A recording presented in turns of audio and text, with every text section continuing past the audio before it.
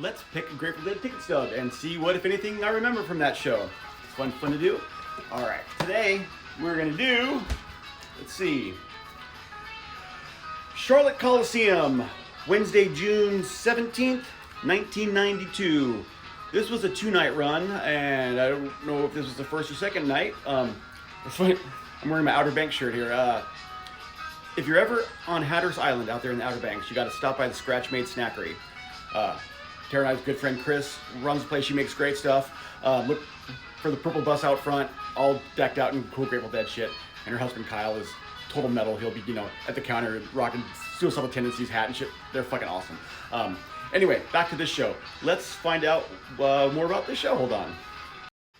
Okay, according to the good book here, this was the first of a 2-night run.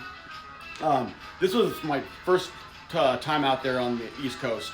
First time in North Carolina. I was on the summer tour with, there's 4 of us and a dog in a big diesel station wagon.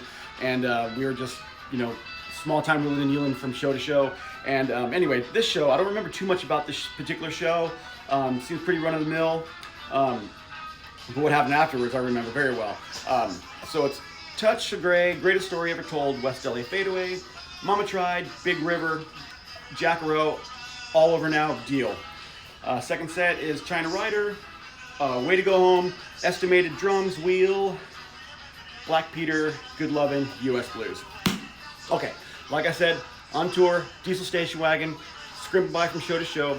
We get out that night and the car won't start. And we're just in this, baseball stadium parking lot. So we're the last ones out there. I forget if we called a tow truck or if a tow truck just showed up. Probably just a tow truck showed up. And me being from LA originally, I know when you start dealing with the tow truck, you're $200 in before the fucking even starts. So we're just like, we don't have any cash hardly, we're just scrimping by. I'm like 20 years old, like I said. So the tow truck driver offers to tow our car. What are we gonna do?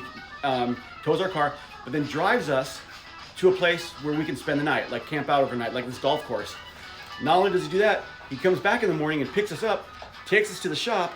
Like, this is all so wild to me because, I'm from Southern California. I'm from LA. This ain't gonna happen in LA. Takes us to the shop where the car is running in the morning.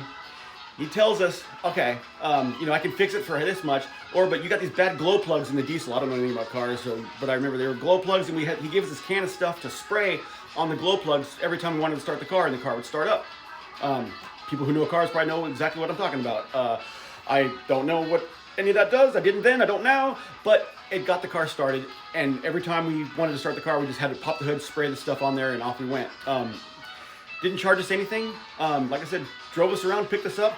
I'm from the West Coast where this is just wild to me. And this was like a series of things. I was on this summer tour where things would get dire or bad, and then just miracles would happen and kind of save us and save me and kept us going on the road. This was happening time and time again over this summer. I'm not a religious person. I'm a retired Catholic.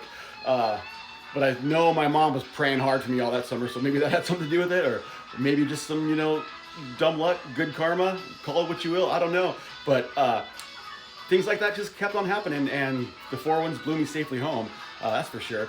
Anyway, that was my fun remembrance of Charlotte, 1992. Go check out Scratch Me Stacker in Hatteras Island if you ever get the chance. Thanks.